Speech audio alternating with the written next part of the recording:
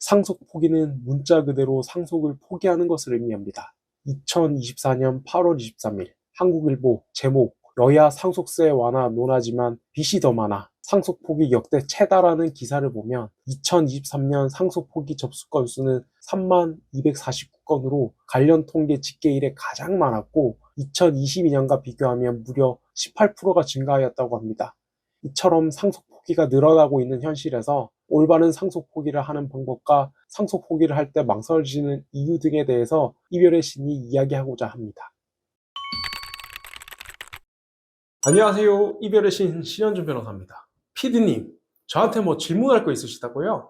네, 변호사님. 주위에 상속 포기했는데도 채권자한테 추심당했다고 하는데 그럴 수도 있나요? 법원에다가 상속 포기 신청하시면 괜찮으신데 사실 그럴 경우에는 어느 누가 와도 트럼프가 돈 내놔라고 해도 주실 필요가 없으신데 유사 상속 포기를 행위하시면 뭐 그러실 수가 있으니까 조심하셔야 돼요. 유사 상속 포기 행위가 뭔지는 제가 차차 말씀드릴게요.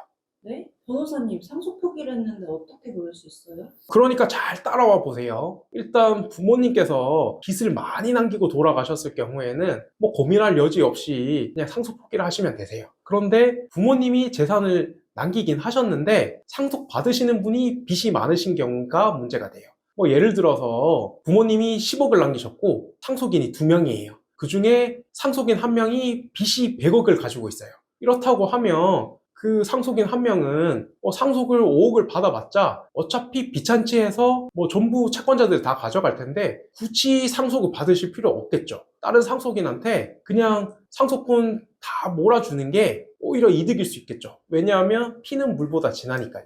물론 변호사 생활을 하다 보면 돈이 피보다 진한 경우를 많이 보기도 합니다. 그때 씁쓸함은 제가 뭐 영상에 다 담을 수는 없을 것 같은데요. 뭐 여기에 대해서는 다음 기회 있으면 한번 말씀드릴게요.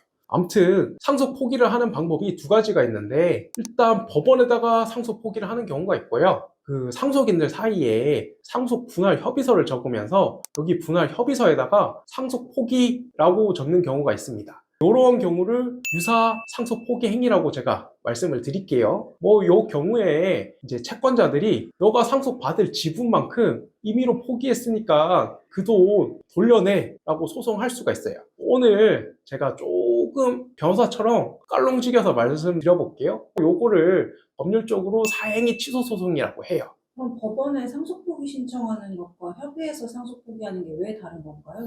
법원에다가 상속 포기를 하면 법원에 대고 그냥 신분 관계를 단절시키는 거예요. 신분 관계를 단절시키다 보니까 재산 관계는 따라서 포기가 되는 거예요. 그러니까 신분을 포기했으니까 어느 누구도 건들 수가 없는 거예요. 근데 상속인들 사이에 상속분할 협의서를 적었다. 상속분할 협의서를 적으면 원래 상속받을 수 있는 지분이 있는데 그걸 협의로 포기를 해버리는 거잖아요. 그러니까 받을 재산을 마음대로 임의로 포기를 해버리는 거니까 법에서 봤을 때는 이 재산을 그냥 빼돌렸다고 봐버리는 거예요. 그러니까 채권자들이 빼돌린 재산에 대해서 돌려내나 이렇게 소송할 수가 있는 거예요. 그래서 아까 제가 깔롱치기면서 말씀드렸던 사행위 취소 소송이 이런 거예요. 그럼 상속 포기를 망설이는 분들의 심리는 어떤가요? 제가 사건을 해보니까 한 3가지 유형 정도 되시는 것 같아요. 첫 번째 유형은 패기치기 싫어형이세요.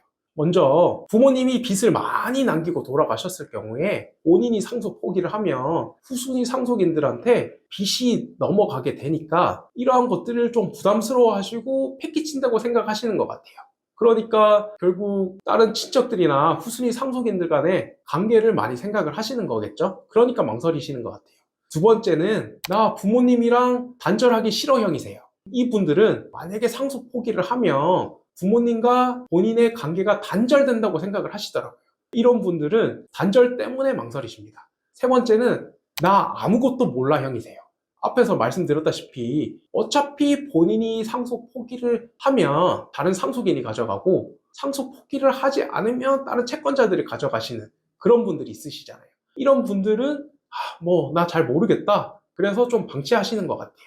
예. 그럼 상속 포기를 망설이는 분들에게 해주고 싶은 말씀 있으신가요? 앞에서 말씀드린 3가지 유형에 따라서 말씀드리고 싶은데요. 남한테 패기치기 싫다 이런 분들한테 말씀드리고 싶은 거는 한정 승인을 하시면 이제 만약에 망인이 조금이라도 재산을 남겨놓으셨으면 취등록세를 내셔야 되는데 상속 포기를 하면 취등록세를 안 내셔도 돼요. 그러니까 내가 내야 되는 세금이랑 친족들에게 폐를 끼치기 싫은 마음이랑 이익 형량을 하셔가지고 더 우선순위 있는 것들을 선택하시면 되실 것 같아요.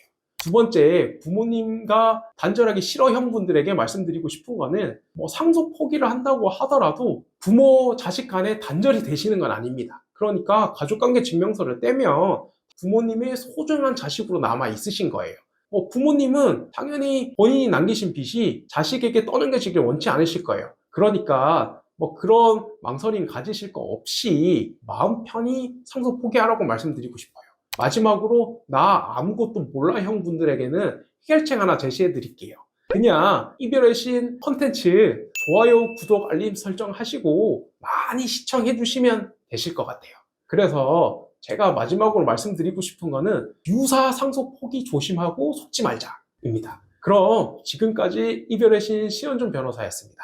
좋아요, 알림 설정 부탁드릴게요. 감사합니다.